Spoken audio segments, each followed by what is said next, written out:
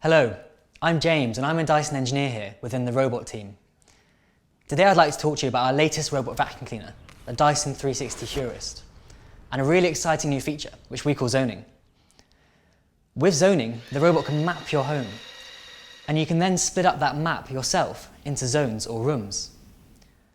And then once you split up that map, you can then assign one of 3 power modes to each one of those zones to customise how you want to clean your own home. So now let's look at zoning in a bit more detail. First of all, to access this feature, you need to connect your robot to a Dyson Link App. The first step is to allow your robot to map your home. To do this, the robot needs to be on the dock, and you can start mapping from the app. Before you start mapping, it's also best to prepare your home. So open any internal doors so the robot can get into all the rooms of your house. It's also good to tidy up any obstacles that are lying around your home. So for example, toys, cables, books, etc. However, if the robot does get stuck on something whilst mapping, you can simply remove whatever the robot is stuck on and it will continue to map when you press the button on the robot. When the robot is mapping your home, it will follow the same cleaning navigation pattern as it would when it's normally cleaning, except it will also turn the brush bar and the vacuum off. This means it uses less power, so it means it can cover larger homes to generate a full map of your house. You can also map multiple floors of your house. This is really handy if you have a home with 2 or 3 floors. When mapping, you do need to start your robot from the dock. Once you've completed mapping, you can then manage your zones in the Dyson Link App.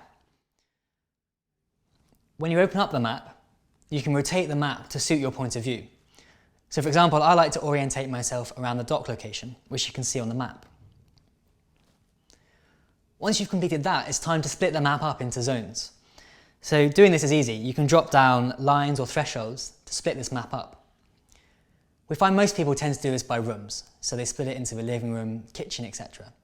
But really, it's completely customizable. You can do it however you wish. You can then also choose a name for each one of your rooms. Again, we've got a small list there of some common room names, but you can also customize this entirely for your own home. So once you've completed zoning, the next step is to assign a power mode to each one of those zones. In fact, there's 3 power modes which you can choose from. Each of one delivers a different depth of clean. So for example, in my home, in the hallway, I'm going to assign that to be in max power mode. This is because a lot of people come and go in that room, potentially with shoes on, so I really want the robot to deliver the deepest clean in the hallway. But then in my living room, I only want a quick daily maintenance top-up clean in that room. So I'm just going to assign that room to be in quiet mode. And as you can see on the Dyson Link App, when you're adjusting these modes, the robot estimates how long that cleaning time will take. This is because different power modes use different amount of energy. So for example, if I did my entire home in max mode, you could see the estimated cleaning time would be longer. This is because the robot has to go back to the dock to charge more often.